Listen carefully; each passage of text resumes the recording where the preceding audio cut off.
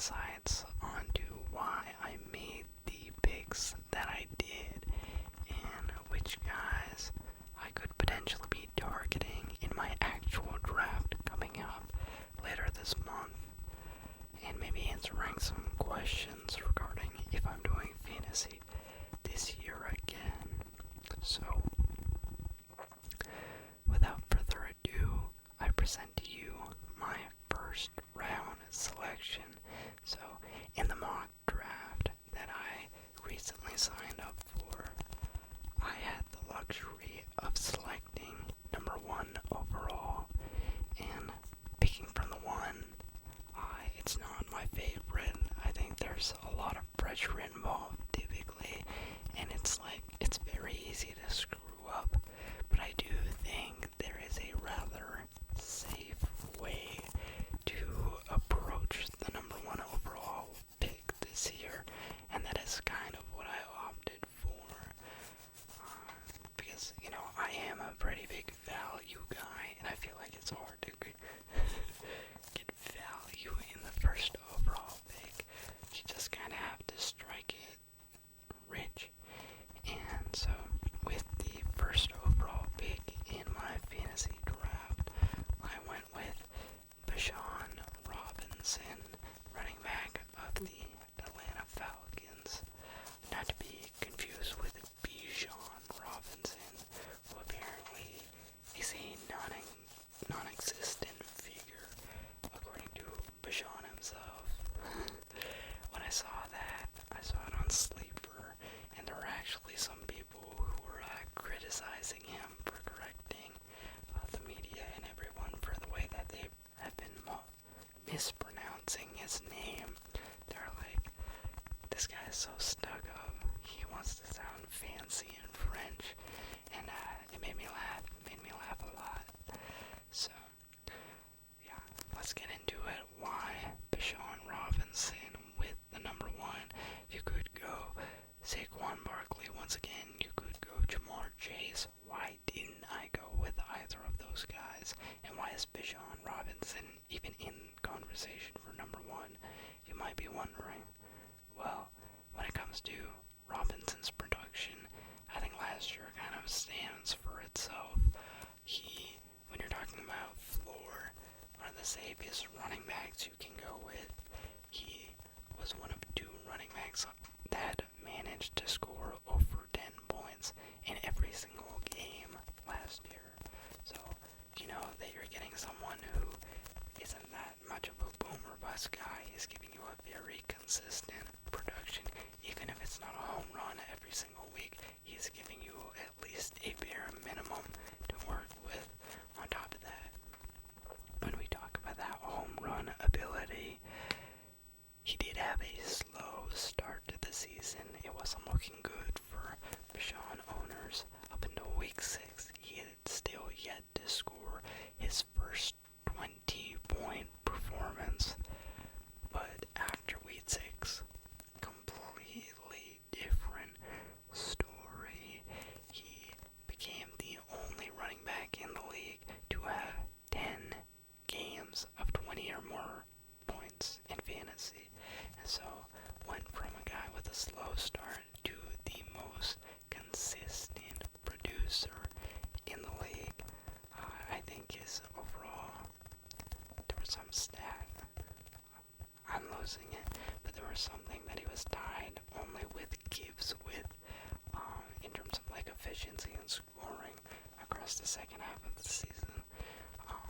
And yeah, he wasn't the RB1 that did go to Saquon. 2 went to Derrick Henry. And the reason why I'm not going Saquon again this year, by the way, this was PPR, 12-team PPR, so Henry, it's always hard to draft him as high as some other guys, even though he's coming off a brilliant season in his own. And yeah, with Saquon, it's just, number 1, the age. It's hard to, though it was a phenomenal season, at that age you do have to be a little bit more cautious about who you're drafting, and Bijan, quite frankly, is 23. He hasn't hit any of those running back worrisome thresholds. He's still young, he's still early has a lot of prime football ahead of him because running back has one of the shortest shelf lives of any position in this league, especially for fantasy purposes. And when it comes to number one overall finishes for fantasy running backs, no one has done it twice. In fact, most guys that finish number one overall, they drop off steeply. And I am not superstitious, though I am a little stitious. But Saquon's also on the Madden cover. They went with the backwards hurdle picture, and as a statistics and data science major, I'm here to tell you that correlation is not causation, but there sure is a lot of correlation between guys on the Madden cover and not being that great. Come the next year, we just saw it. And yeah, with CMC, it's leaving a bitter taste in your mouth. He had a year for the ages as well, and then turns it right around to have a flop year. So Barkley just doesn't have as much going for him. If he can do it again, I'll applaud him. It just really hasn't been done. A guy that finishes number one overall and then goes right back out and does it again. Very rare. And yeah, he's older. So, Sean Robinson, you were my first pick. I could have also gone Jamar Chase, but I feel like he probably just had the best career of his season last year. And could he recreate it? Yes, he very well could. And wide receivers are more known for being able to stay at a consistent prime level, even in fantasy. Take a look at Antonio Brown in the 2015, 16, 17 seasons. Consistent wide receiver one. And Jamar Chase, yeah, we could see a similar thing from him, but I just didn't go Chase, mostly because I value the early running back picks. I feel like this year especially, if I don't grab very particular guys in round 5, I don't like the field, so I'm going running backs early if I can help it in rounds 1 and 2, because wide receivers, I feel like there's a lot more value on the board later on. So, heading into round 2, I went with, I think on the 24th overall pick, 12-team snake, I got Jonathan Taylor, JD, and Jonathan Taylor, I was very surprised to see him still out there. I think I had Kyron Williams queued up, and then when my pick came around, I saw that JD was still there, and I was like, heck yeah, I'm gonna take him. I have seen a couple concerns. I mean, I don't know, I feel like Jonathan Taylor on a bad offense, yes, true. Not as much in the passing game, yes, true. But the yardage has always been there. He had that number 1 finish a few seasons ago, and even though he hasn't finished number 1 again, he's still been very productive when it comes to scrimmage yards. And with a recent injury, very recent injury to Anthony Richardson Sr. in the preseason game today, his pinky dislocation. I don't know how long he's going to be out for, but honestly, it improves JD's value because AR is more of a rusher, especially around the end zone. And I feel like he's more of a touchdown vulture for a guy like Jonathan Taylor. And so, with Daniel Jones running the offense, I don't know, in the passing game, they could be equivalent. They could even maybe be better. I'm not one to determine that.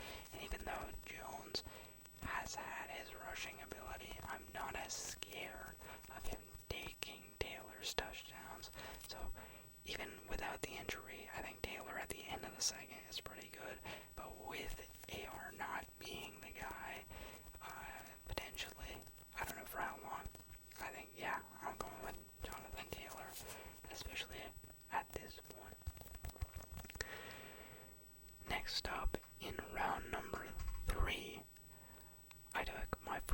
receiver, and this was Tyreek Hill. I think Tyreek Hill is gonna split a lot of folks in fantasy this year. I've seen some people be very much out on him, and say that they much prefer Waddle, and I think that there is justification for the way that they're thinking, but there's some things to consider when you think about how bad Tyreek Hill ended up being last year. Number one, well, the most obvious, Tua's concussion, him going out for a large stretch of the season, really tanked Tyreek's production because they just had such abysmal quarterback play, the Dolphins did. And then once Tua was back, Tyreek really never didn't hit his stride the way he was the previous year, where he was a dominant force. And part of that is just the speed at which Tua was getting the ball out. You know, after you go down with a major injury like that, especially to the head, you have to be mindful of your play style and not take any really bad sacks. And I think that played a factor in Tua being the fastest QB when it came to release time. He was just over 2 seconds. He was getting the ball insanely quick, getting the ball out. I mean, and so I think with another year, or at least not a year, but like with all this extra time, Tua being more healthy, him maybe getting him the chance to feel more comfortable in the pocket. Obviously, it'll still be quick, but I think that they're going to redesign their offense to be less purely deep down balls to Tyreek. Tyreek is separation on just vertical routes. Yes, it did dip, but his overall separation, not that bad. Still very viable. And his wrist, I think, was a nagging problem last year that wasn't made out to be as big of a deal than it really was. And with him getting operated on and now being fully healthy, it's still a risky pickup. He's 31 years old, coming off of his worst, or not worst, but like a very down season compared to the one before. But I think third round value for Tyreek, I'm willing to risk it a little bit. I don't think he'll put up a stinker like he did last year. And plus, Jonnu Smith is gone. It's one of the safety blankets that Duo is really relying on heavy. So I think they're going to have to change their offensive scheme once again to reprioritize Tyreek Hill. Moving into round number 4, I went with my second wide receiver, and in round 4, I selected Terry McLaurin. Once again, a risky wide receiver to pick in fantasy this year.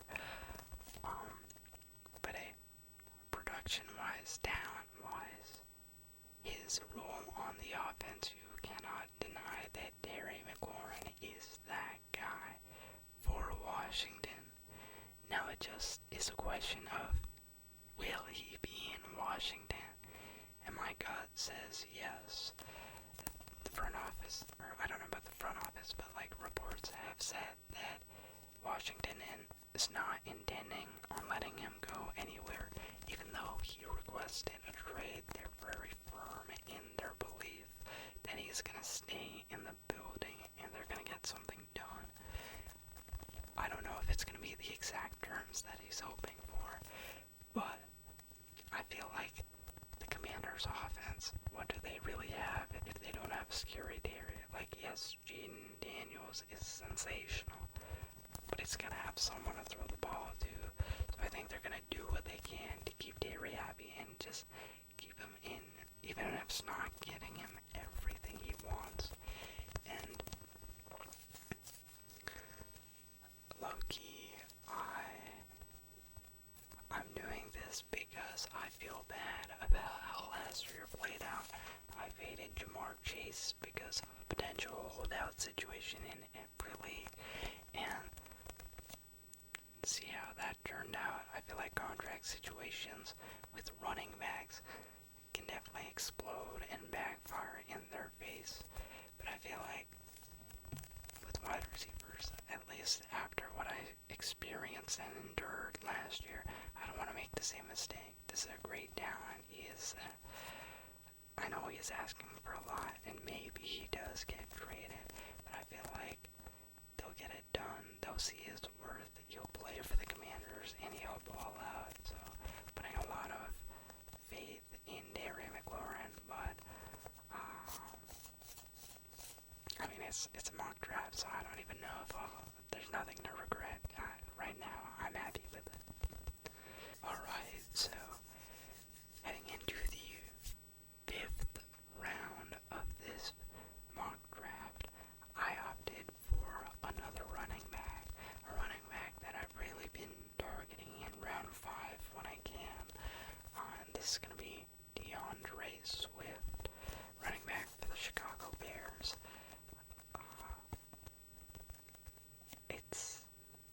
It's really just the head coaching change. That's all it is. We saw Ben Johnson and DeAndre Swift as a combo in Detroit many seasons ago, and that was DeAndre Swift's best year of his career. And I think it kind of speaks volumes, the fact that they didn't bring in another guy to compete with him. There was speculation that they wanted Ashton Genty, and I think it's fine that they didn't go out and get him. I'm happy he ends up with the Raiders. But with Swift really only having to compete with Roschon Johnson and Kyle Monangai, who's a round 7 pickup, it's very rare that a day 3 running back comes in and competes for like real touches. So I'm not too threatened by the other guys in this backfield.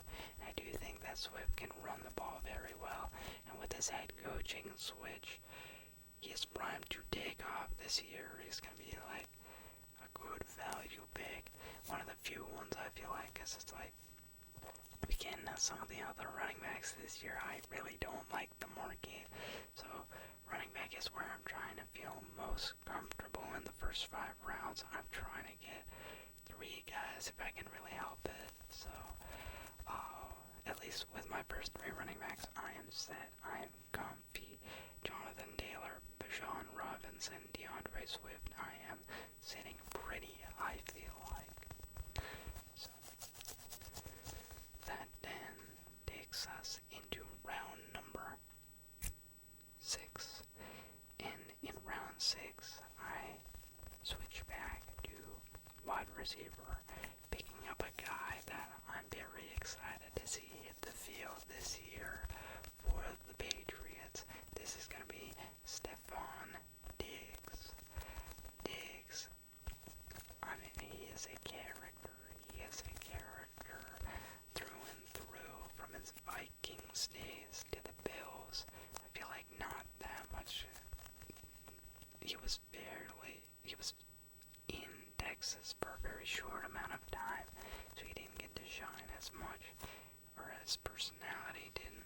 But I think that Diggs has already left his imprint on the Patriots with that Bo video. Oh man, when I saw that, I was like, yikes, that's not good.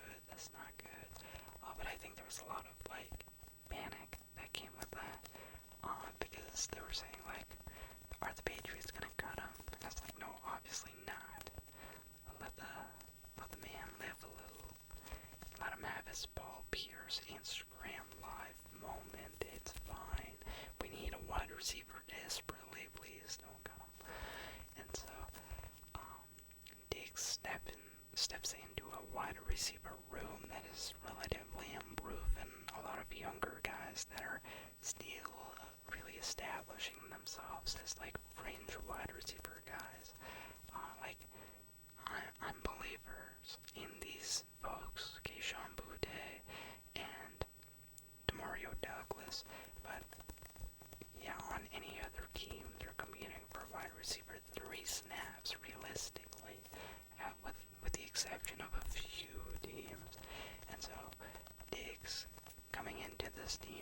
was the clear wide receiver one.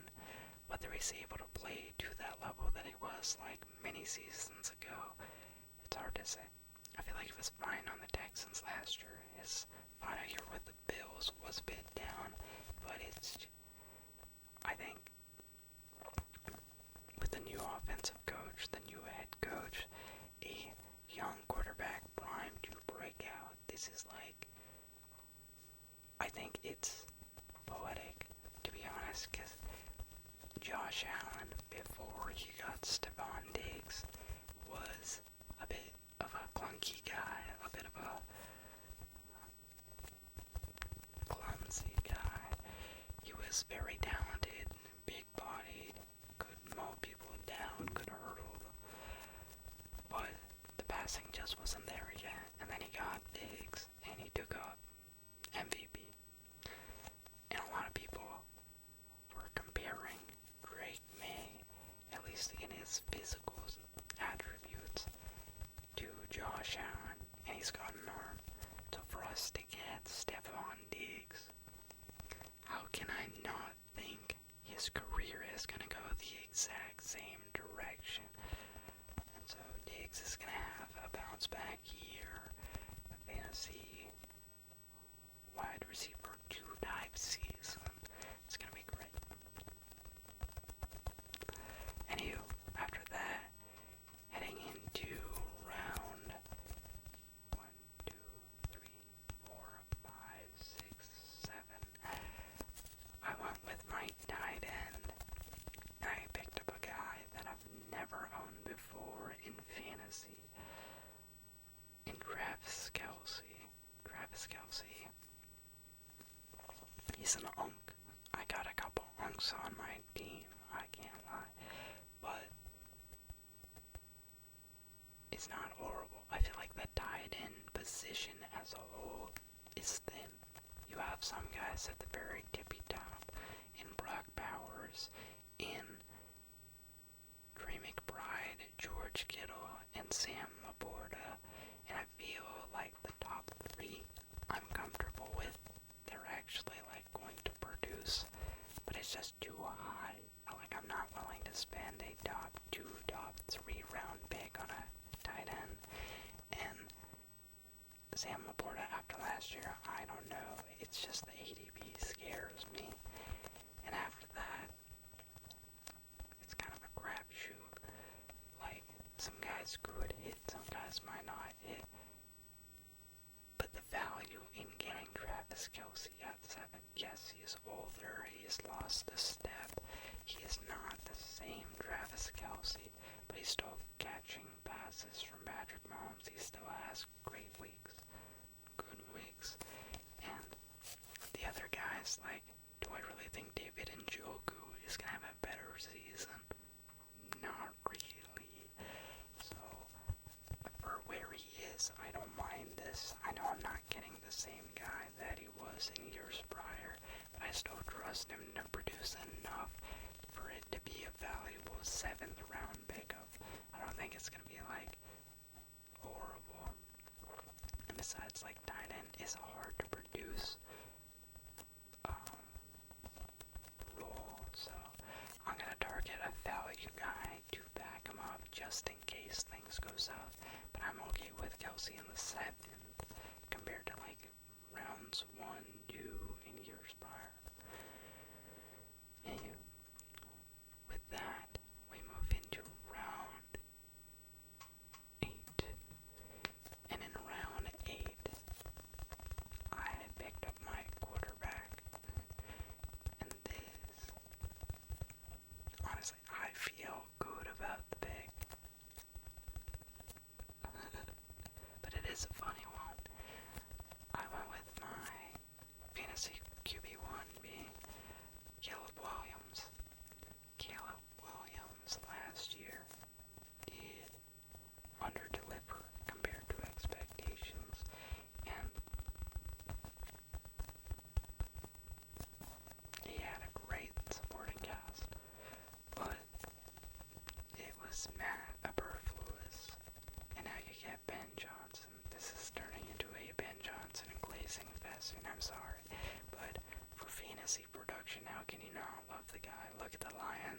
last 3 years. Look how good Jared Goff has been. And Amon-Ra St. Brown, Sam Laporta had his breakout year. J-Mo last year, Gibbs, and David Montgomery. Everyone on that offense has been a viable fantasy producer. So take a guy like that, give him to the Bears where they have weapons everywhere already. They should all unlock. You have DJ Moore, Roma Dunze, and Luther Burton III, not to mention Colston Loveland and Cole Kmet. And yeah, a solid running back in DeAndre Swift. I'm going for it. I think that in the rushing game, he's not quite a rushing quarterback, but he was top 10 in rush attempts and rush yards. And so he has that upside. He's more mobile than Goff ever was. I'm interested to see how Ben Johnson will use that to his advantage, though I don't think he's going to have that many designed runs. But I think his ability to scramble out of the pocket will result in a lot of big plays. So I'm going for it, and I'm not really too ashamed of this pick. Alright, next up, we head into round number 9. And in round 9, I take things back into the running back category. A running back that, in long term, I don't really value him that much. This is running back of the Denver Broncos, J.K. Dobbins. And I know all of the hype for the Broncos backfield is around R.J. Harvey. And while I can see how that can lead people to picking up R.J. Harvey in like the 5th and 6th round, I could not fathom doing that, really. Like, he did just show up as the 4th guy on the Broncos backfield, depth chart, and I don't think that J.K. Dobbins is that much of a scrub until he gets hurt. I think the other guys, yes, scrubs, but really, if I'm going for a rookie running back, that's not Genty, because that's too high of a price. I'm going Amarian Hampton in a run-heavy offense with Najee being sidelined. Like, give me Hampton all day. Harvey, though, like, it's very hard to justify as ADP. And I think early season of the J.K. Dobbins is a threat. I think for like 3, maybe 4 weeks, he is going to be really good for this Broncos team. And then I can sell high on him, really. And I think he has the RB1 rule for now, so it's not like a home run or a sleeper pick. I think this is an early value guy that I would flip.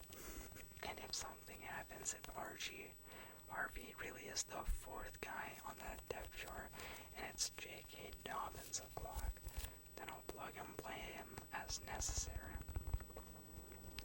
Alright, so heading into round 10, I went with a guy that I think could be another breakout candidate this season in the quarterback department. Another year 2 guy that has some rushing upside. And of course, I'm talking about Drake May. Drake May, I think, is a very interesting candidate for a breakout season. They've definitely upped the offense, given him more weapons to work with, an offensive coordinator, a new head coach. I think both him and Caleb Williams are primed to break out. And if one doesn't, you may as well have the other. I think I like Drake May's rushing upside a bit more, but I do think that he has less to work with compared to Williams. But I also took him because I want to see the stack. I want to see the stack be so nice. I'm hoping that the Diggs and May connection is as good as I'm making it out to be. I don't know for sure. And I fantasy football with my heart. I'd rather play with my brain because it's just not good to play emotionally. It's easier to just draft no Patriots players, but I have hope. I have hope that this is actually a value pickup. Like, I hate not having a dual threat quarterback, and I think Caleb Williams is dual threat to an extent, but Drake May can pick up a first down on his legs, and did do it quite a bit last year. Finished with like a 7.9 yard per carry. He is great on his legs, so he might be tucking it less this year. I think Bravo did say that they're trying to limit that, but at the same time, like, the fact that he can is enticing, because for fantasy you want a scrambling or running QB, but the price point on Lamar, Jalen Hurts, Josh Allen, and Jaden Daniels is high. So it's like, if one of those guys falls to round 4, I'll consider it. If I have 2 running backs already picked, and one of those guys falls to me in round 4, I might just go for it. If not, I'm hanging around until like rounds 9, 10, for a guy like Caleb Williams, Drake May, Justin Fields, very productive in the running game, does have Garrett Wilson to throw to. Those are the guys I'm going for on the later stages. Yeah. Next up in round 11, here is where I take my tight end insurance pick. I mentioned that with Travis Kelce, there's a bit of risk, and I want to throw a dart at a guy in a later round that I think could have a great year in the rookie tight end, Tyler Warren. The last 2 seasons we've seen tight ends taken in the first round go off in fantasy for brilliant years, and yeah, both Sam Laporta and Brock Bowers, if you manage to get them, they hit like crack in that fantasy football production department. So I'm following the trend. I'm thinking either Colston Loveland or Tyler Warren, but I do lean Warren just because I think, number one, he was the more well-rounded prospect. It was kind of a surprise that the Bears went for Loveland over him. Loveland is the better pass catcher. He is the more productive receiver. But I think in Tyler Warren, you're getting an overall better tight end, and that's important. And that too, yes, he is getting drafted into a much worse offense, but I think it's easier to gain targets on this offense. Loveland has so many guys to compete with, so many mouths to feed out there in Chicago, whereas Warren, I think that he can get his fair share pretty easily. You look at what Brock Bowers did with the Raiders last year, even with subpar quarterback play, he put up stats, had a great year, and I'm hoping that Tyler Warren can have like a much lesser version of that, and it'll still be valuable, because I don't think that there's any way he's going to outdo Brock Bowers, but if he can get like 70% of that production, I would be pretty happy with a tight end to pick up in the 11th round. So, continuing with the trend of picking up rookies, going for another swing out here. So in round 12, I pick up another wide receiver in the rookie Jack Beck, receiver for the Las Vegas Raiders. Jack Beck, 6'1", getting added to a revamped offense under head coach Pete Carroll and quarterback Geno Smith. I think it's really only one guy he has to compete with for those wide receiver 1 reps, and that would be Jacoby Myers. And Myers has been very solid for a long time, and he obviously been out snapping or outplaying Devontae Adams at times, so it's not like I think he's gonna up and disappear.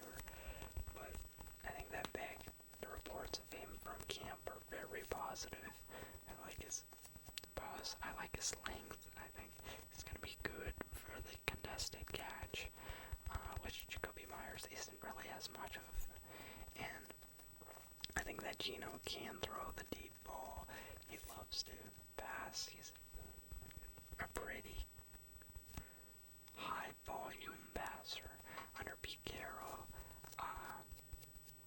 he still was pretty throw heavy. Maybe not as much as he was last year, but I think that he'll get the ball around to Bowers, Myers, and enough to Beck to make this a worthwhile pickup. So, yeah, taking a swing on another rookie wide receiver. I think my top rookie receivers this year. You got Tedairoa. I really, if I can get Ted, I would. But I think it's hard to. It's like, especially where I was picking from, it was very awkward position.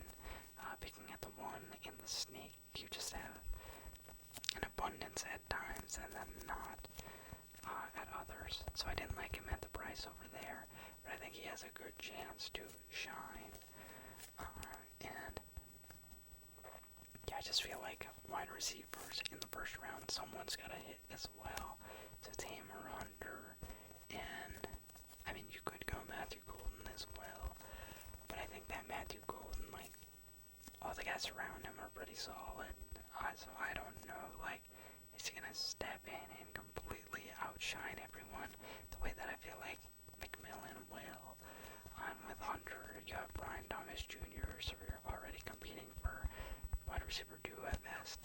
So McMillan is my favorite wide receiver if I can get a first round wide receiver in fantasy.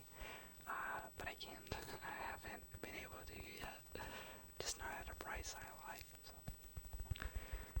Anywho, next up, we move into round, 13, almost wrapped up here now. And in round 13, I go with a handcuff, and my handcuff for this season is going to be Will Shipley. Will Shipley, purely on Madden Curse vibes.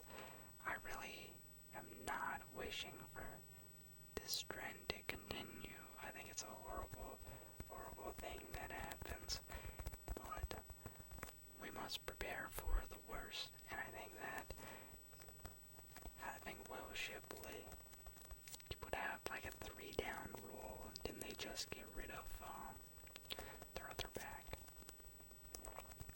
Gainwell?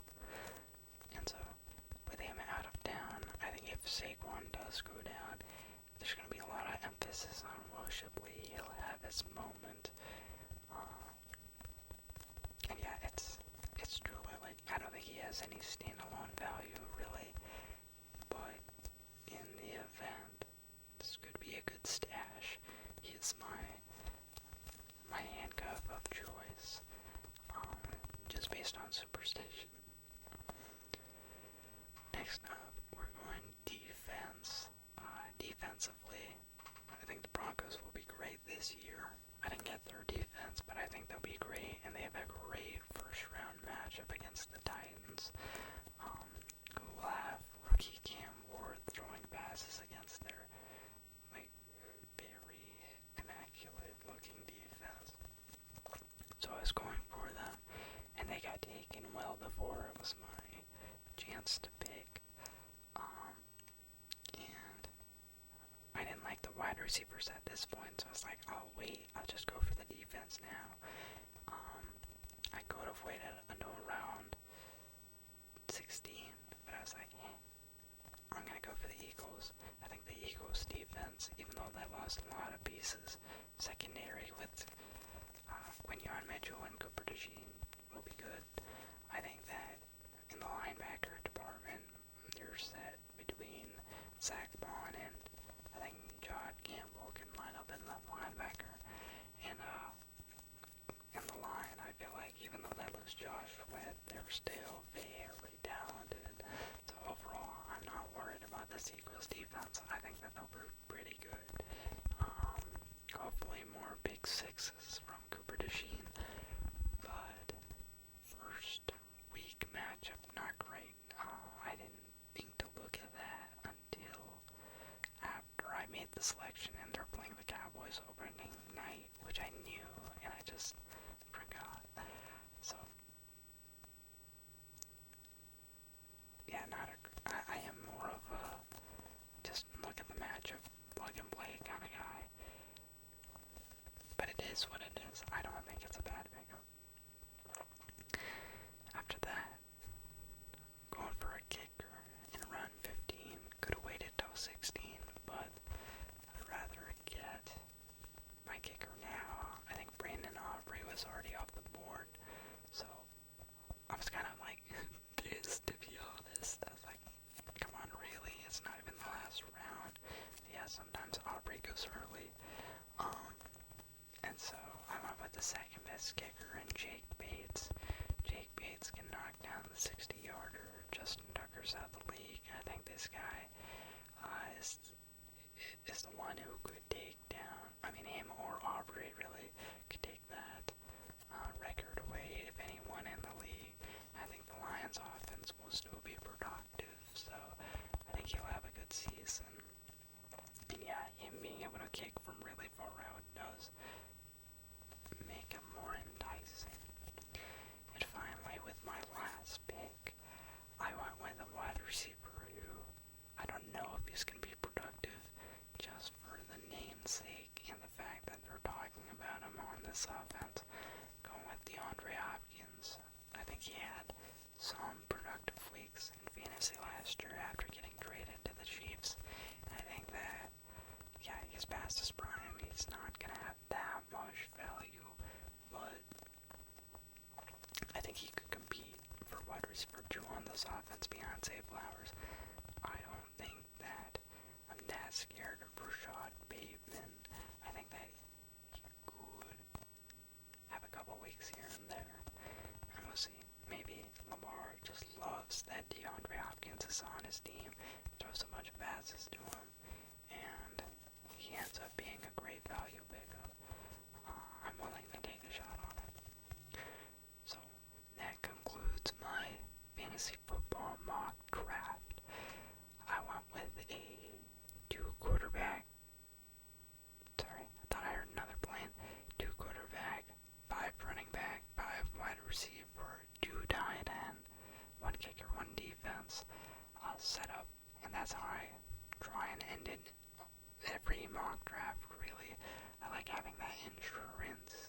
I don't think you need quarterback insurance per se if you get a top 4 guy, but everything else I do like to have the options, keep it relatively even. So overall, I'm happy with this. I thought this was my best mock draft yet. I believe in the guys that I picked up. I didn't really get forced in any direction where I was like, man, I don't want this guy on my team. J.K. Dobbins, I don't care about that much, but even then, I think he'll have value for a limited stint.